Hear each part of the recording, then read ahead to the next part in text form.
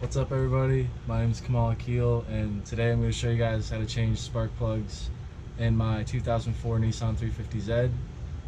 I have the car running right now because before you change any spark plugs, it's a good idea to just have the engine warm so the spark plugs will break free more easily. It's not unheard of for like if you're changing spark plugs on like a dead cold engine for the spark plugs to either break apart or to cause small cracks in the cylinder head. So just warm up your engine before doing this. And then obviously we got 6 spark plugs. So mine is a 2004, which means it has the VQ35DE motor. If you have a 350 from like 2007 on, you're gonna have the HR motor, which the procedure to change the spark plugs is gonna be a little bit different, and then also the spark plug part numbers are gonna be different. I read somewhere that the HR motor has different thread pitches on their spark plugs, so just make sure you get the right one so you don't mess anything up on your car.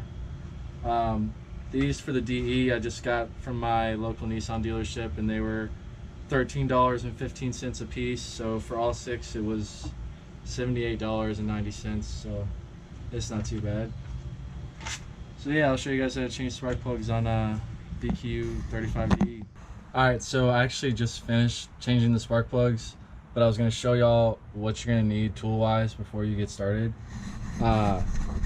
So first thing, to get the strut brace off, you just need a 3/8 ratchet, and I have an extension, and it's a 14 millimeter socket. And then for the engine cover, you're just gonna need like a 10 millimeter. Well, for all your bolts, I have a 1/4 inch ratchet, extension, a 10 millimeter, and you're gonna need an 8 millimeter as well. And then I just have an electric gun with a 1/4 inch and 3/8 bit. That just helps you zip things off faster. And then I have a magnet, which is helpful after you loosen bolts to retrieve them without trying to just pick them up with your finger and dropping them, which I did drop a bolt, so it's good I had this to recover it from the plastic underbody panel, which I was still able to get it from up top, luckily. And then I just used a small flathead screwdriver for getting one of the connectors off of the strut bar. And then I have this little needle plier thing, which was to get the a rubber hose off the intake tube loose. And then you're just gonna need, I used needle nose pliers, some regular pliers, and then for your spark plugs, I have a wobble locking extension, and then just a normal 5/8 spark plug socket, and then a torque wrench to torque the spark plugs back down, which I torqued them to 20 foot-pounds, but you'll see all types of numbers over the internet, so just kind of choose what you think is right. So the first thing you're gonna want to take off is the strut brace. These bolts holding it on are 14 millimeter, so you're just gonna want to take all the 14 millimeters off, and then detach the harnesses that are attached to it, and the wiring harness over here as well. It has these small clips in it. So if you just if you have pliers, you can just pinch these together and just pull it through like that to get this side off. And then with this side, there's just a small tab holding this on. You can push it in. So I just pushed it in from this metal tab here. Just pushing that in, and you pull up to get that off.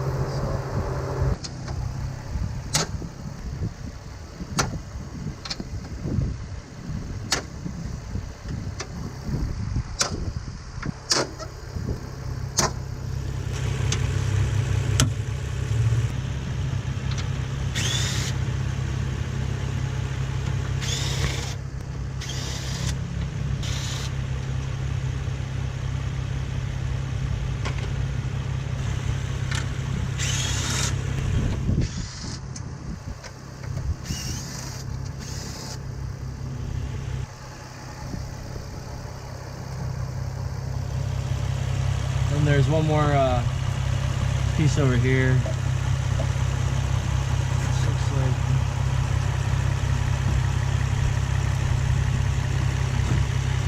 so you can just squeeze the tabs with some needle nose pliers and get this harness out of the brace, strut brace.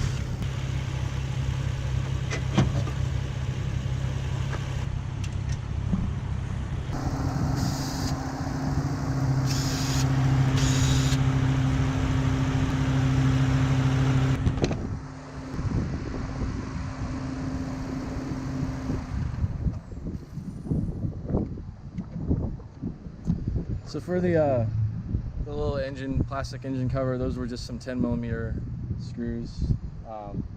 I guess you should have 4. I had 1 missing, but I just took that off for more visibility while we do the rest of this. The next thing is you don't want to take this intake tube off. Looks like it's a 10mm here. So we had a 10mm bolt that went right here, and then this side's a 10mm.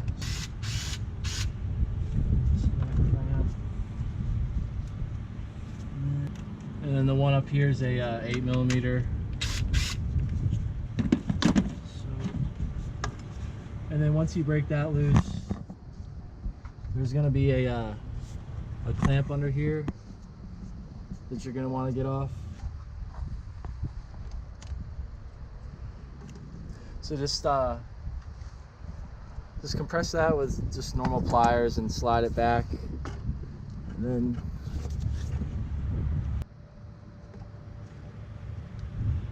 so you can just try to pull it off, but this is all plastic, so I just have a pointy plier thing like this, I don't know what you call it, just to get in there and go around the surface. Just kind of break it loose that way.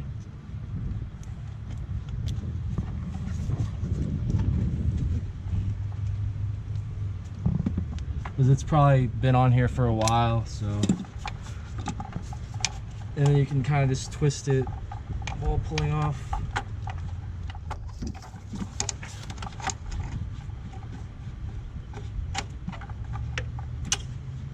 Because you don't want to snap this plastic piece off, so if you just use this and kind of work your way around it, just to kind of break it free, because I don't know, this thing might have not come off in a long time, so yeah, that works to get this off. So now what I'm going to do is this wiring harness here, as you can see, we've got our 3 coils, and then underneath the coils is where we'll access the spark plugs. But we have this harness going over them. They are just like, I guess, plastic clips. You could just like get a tool like this and pry them off, but I'm worried I'm gonna break them, so they actually have these like mounting brackets, which are 10mm bolts. So I'm just gonna take those out instead, just to get the harness out of the way.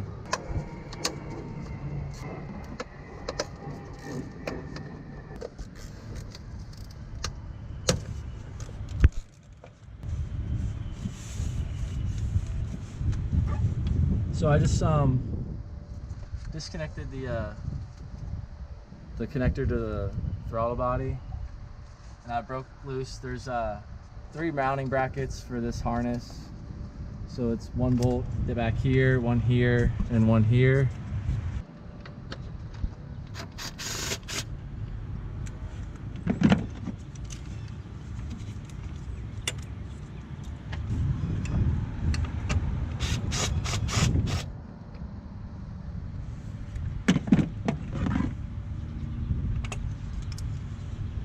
It's nice to have a magnet while you're doing this, because after you zip them out, it's easier to get them with a magnet than trying to actually get your fingers in there. So I already dropped one and had to get it out of the under panel, so.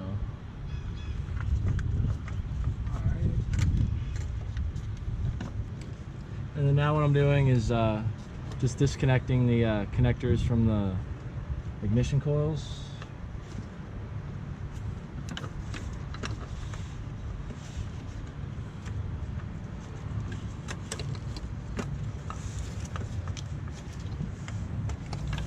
And just be wary of which ones connect to which.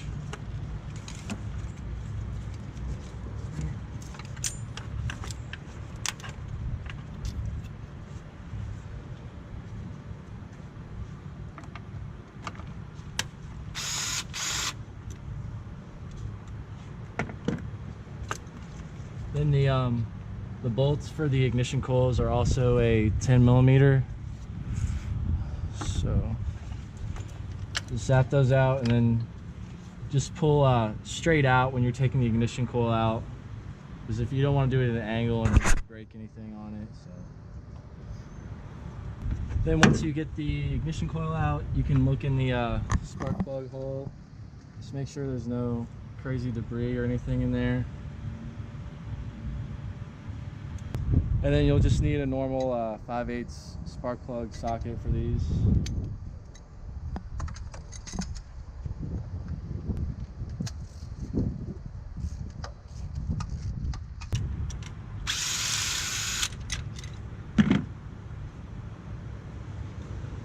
You can see they're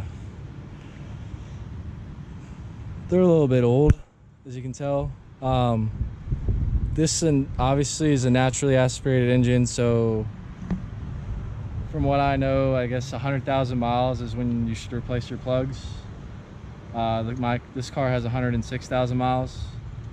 So for turbocharged cars, like for my Mazda Speed 3, I do it every 25,000 miles.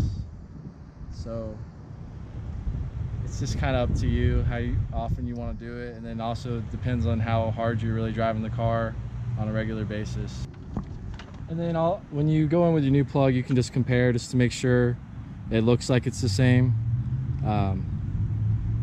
So it is. And then you can actually just read the part number off as well on there. So when I do spark plugs, as soon as I take this one out, I'm gonna go in with the new one. I guess some people might take all three out, then go back in with all three, but I don't like leaving the cylinder like an open hole to the cylinder in case for some reason like something falls down in there. So I like to, as soon as I take the spark plug out, I go in with the new one for each cylinder as I go. I'm gonna start it by hand instead of having my electric gun attached and zipping it down. So I just twist it all the way down by hand. You can zip it down with your gun, but you don't want to cross thread those because a new cylinder head is going to cost you a lot of money.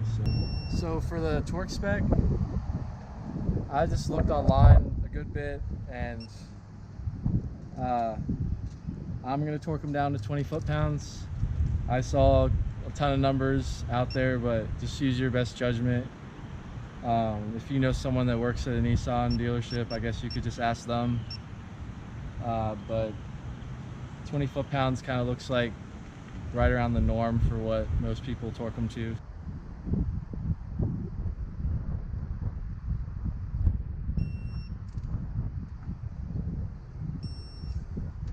And same thing when you're going back in with your ignition coils, just put them back in as straight as possible. And when you push it down, you should kind of feel it like lock on to the spark plug in a way. So just be careful so you don't break it or drop it. You don't want to drop your spark plugs, and you don't want to drop the ignition coils because it could damage the internal parts in there and cause you to have like misfires or something.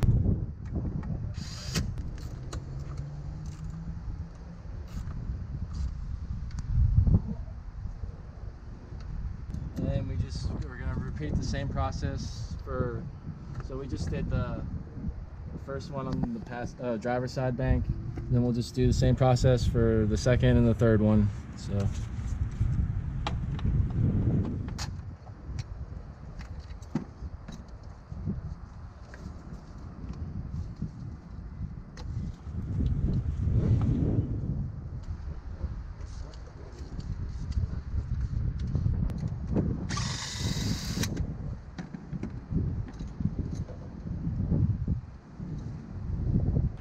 and then for this third one, the third coil in the back, I actually got the bolt loose by holding this up here, actually, the wiring harness up here.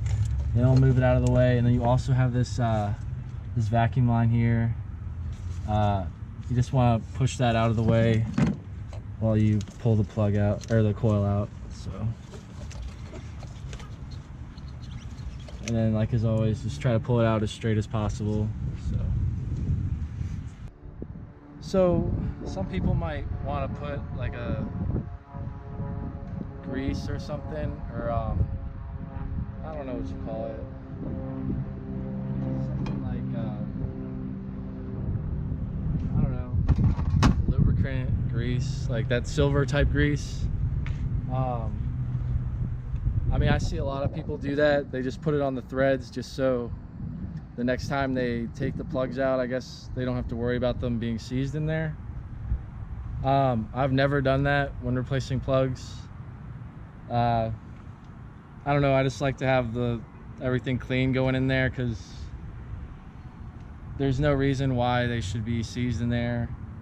Like for bolts and stuff under the car, I can see why you'd want to put that grease on them before putting parts together, because they're exposed to the weather and water. But your spark plug shouldn't be exposed to any weather or water conditions. I know they might if you have like a weird, like a vented hood or something, but I personally just don't like to put anything on them. But if you want to for any of those reasons, then go right ahead. It's not gonna hurt. That's just something I've never done. So I just put the connectors back onto my ignition coils. So the one all the way in the back here actually goes to the second one, and then up here the longer cord goes to the last one, and the short cord goes to the first one. And then now I can put the bolts on that hold the wiring harness in place.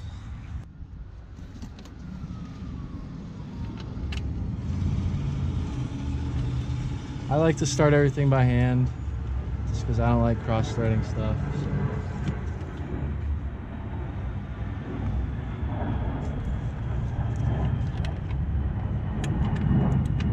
It can be trickier doing it that way, and that's why people don't, but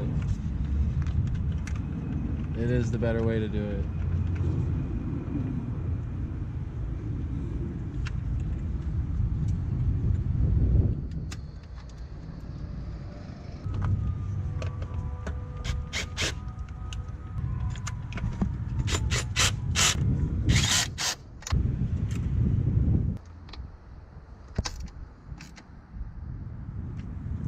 And lastly, just want to connect your connector back to the throttle body.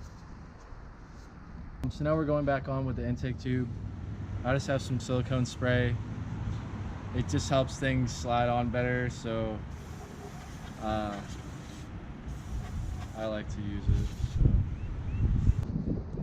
So the first thing we're going to do is attach this hose to the bottom again.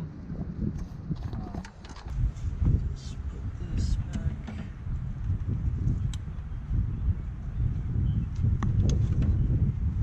And I just use my pliers to squeeze the clamp and move it back over to hold that on.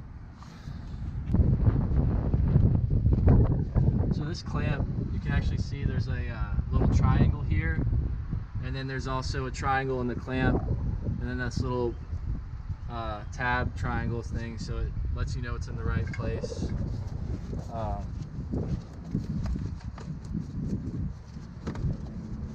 And then for this side, you have a little arrow here and then a little arrow on your intake tube, just to let you know it's in the right place as well. So I guess it was a little easier to put this side on first, then to slide this side on. So that's how I got it on. And then this one's the 10 millimeter. So we'll tighten this one. I use this on the lowest setting, and then I just like to finish tightening things down by hand, just because just to get a better feel for how tight it actually is. And then this clamp up here was the 8mm. So yeah, when I tighten this one down, I just make sure it's pushed all the way on, because then you can see before I tighten this one, I actually pushed it back a little further. So just make sure they're on there before tightening them down.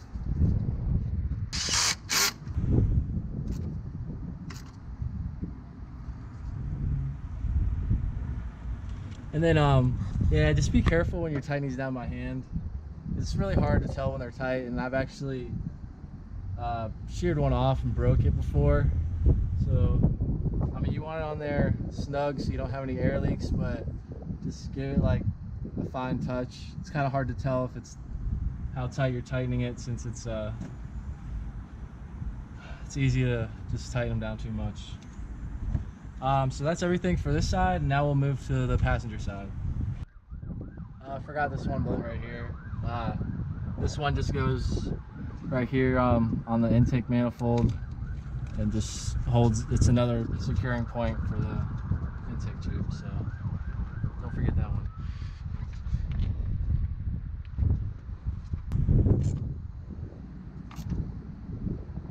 So now on this side, it's the same story. You can see the wiring harness is in the way of all the coils, and it looks like we have some rubber lines as well.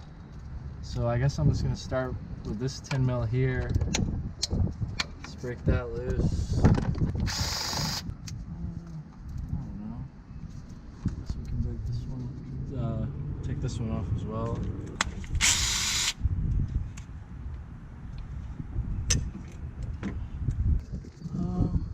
Then I took this connector off. I'm just trying to see what's best to really get this loose. There's a it's hard to see, but there's a little, you can see a plastic tab here that I'm gonna squeeze out with the needle nose pliers and then pull it out that way.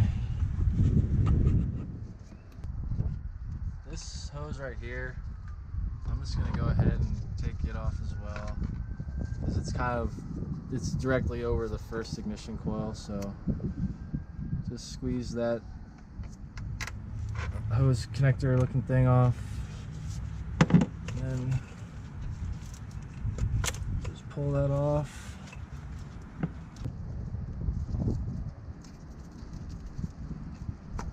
I had to use my needle nose pliers to depress the tab. If you do the same thing, just be really gentle, because you don't want to actually break the tab off.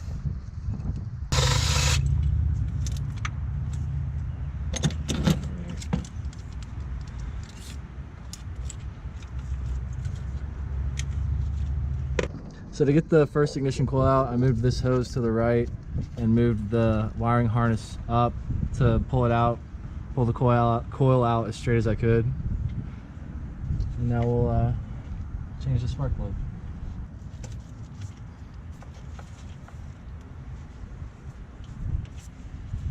And also, a few of you might have noticed, I put all the ignition coils back in the same location they came out of. I know for a lot of cars, all the coils are the same and you can basically put them wherever. But I like to put them back exactly where they came out of. Also, just because, I mean, if you ever do take your car to a dealer for diagnosis stuff, they might have swapped them and marked them somewhere special so they know where they are from looking in the history. So it's just a good idea to keep the coils in the same location they came out of. Also, every coil is a little different, so your engine management computer, I mean, it's gonna, since we're changing the plugs, it's gonna have to kind of like recalibrate itself a little bit, but as far as the coils, like, it kind of will know how intense each one is. I mean, it's very minor differences, but I just always put them back in the same location they came out of. So when I came out with this coil, I moved this part of the harness over to this side above this little nipple thing here. So now just move it back over if you did the same thing when you're before you put this hose back on. So this harness was on this side of it. I mean, yeah, it might not really make a difference, but that's just how it was when it came off, so I'm putting it back the same way.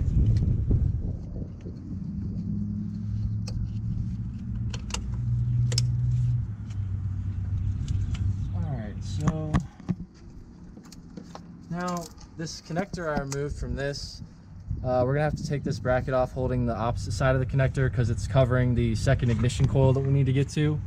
So it just looks like a 10mm bolt, so we're just gonna zip that off. So it's the same thing over here. We have a little connector.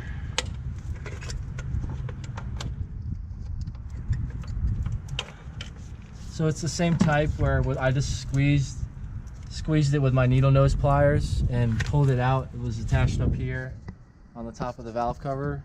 Because that now is going to give me room to kind of like pull this out of the way to now we can get the connector for the second ignition coil off. So let's get that off. Now we should be able to get this coil out.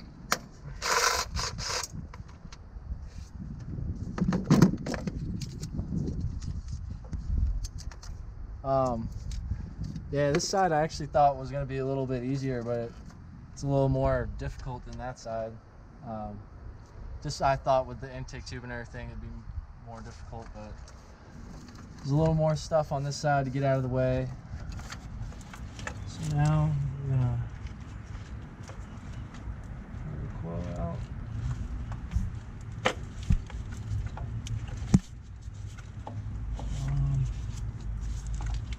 So just be careful. Kind of had to push this out of the way a little bit. So then to put this back in, I just kind of push this hose to the side a little bit and push the harness down, and then kind of fell right in there.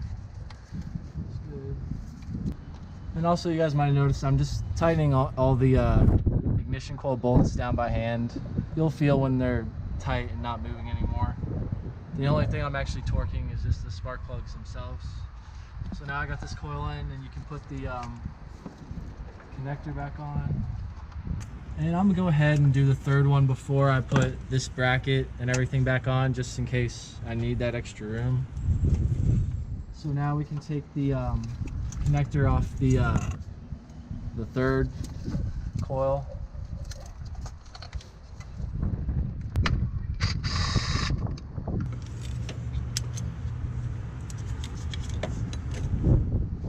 It looks like this one should be able to slide out right here. Yeah, just kind of push the harness down. Sorry. And looks like we should be able to slide out.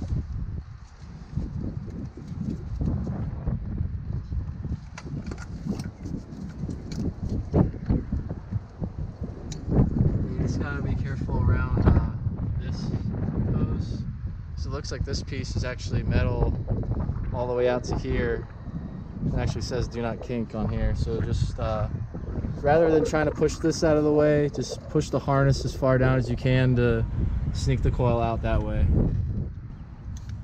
And then I always before I put the new plugs in, I just check in the spark plug hole, because your valve cover gasket, I mean, it's also got the gaskets around each hole there, so if it's leaking you'll see oil in there. I mean, I've been checking before I take the spark plug out as well. There hasn't been any oil on either side, so that's good, but if there is, then you know it's probably time to start thinking about replacing your valve cover gaskets. And then same thing going back in. I just push down on the harness to get it underneath.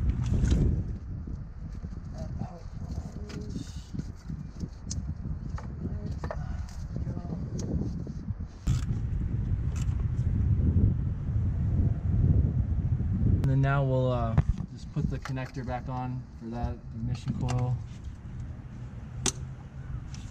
And then now we can put this this back on. So there was this this plastic piece right here that's gonna snap in to this little tab sticking out of the valve cover under here. So you can just push that in there and lock that in, and then move this up here and put the bolt back in for that. I also like the same way that this plastic piece came off, there's one other connector under here. I did the same thing. It's kind of hard to see, but there's another like tab on the valve cover back here. So you're just gonna want to push this connector back in place as well.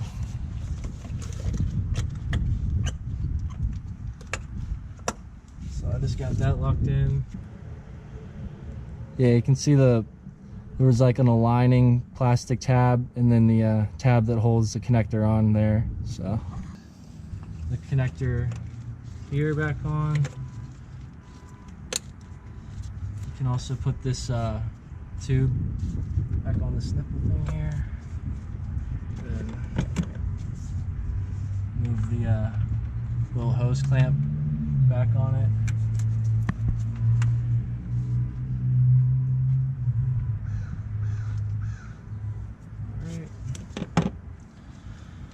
And then we just have these two screws holding the wiring harness on. So let's get these two back on.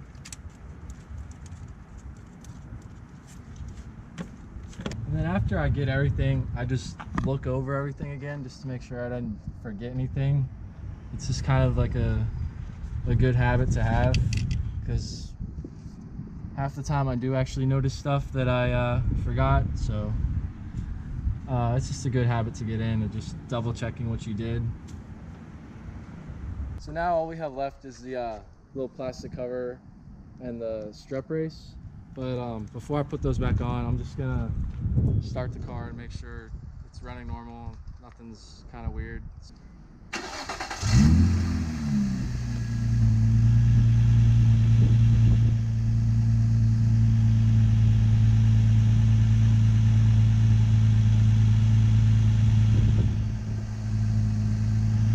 So yeah, it's running smooth. There's no lights on the dash, but I mean, I'll still drive it around, make sure don't have any misfires or anything, and then you're good. So now we'll just put the engine cover back on and the strut brace back on.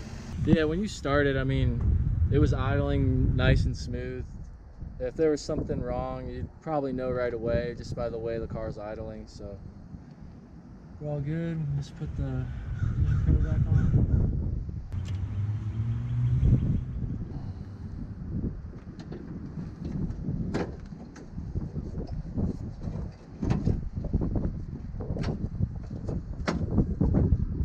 Put this wiring harness back in, snaps in there. And then you might notice there's one actual like stud, so there's one nut and then 3 bolts that actually hold it on both sides.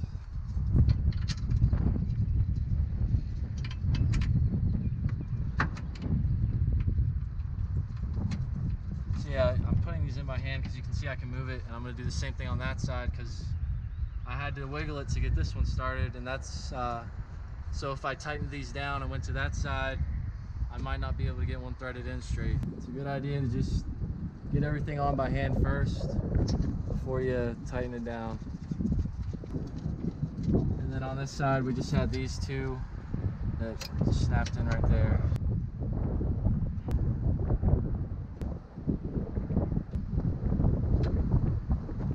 I don't know the torque spec for these, but they were some pretty big bolts, so you can snug them down pretty tight, so it's not a big deal.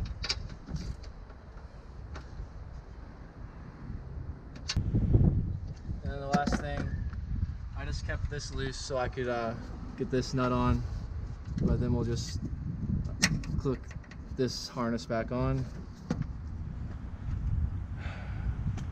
Yeah, that's it. So that's how you do spark plugs on a 350Z with a DE motor. So hope this was helpful for anybody who was trying to do the same thing. So thanks and finito.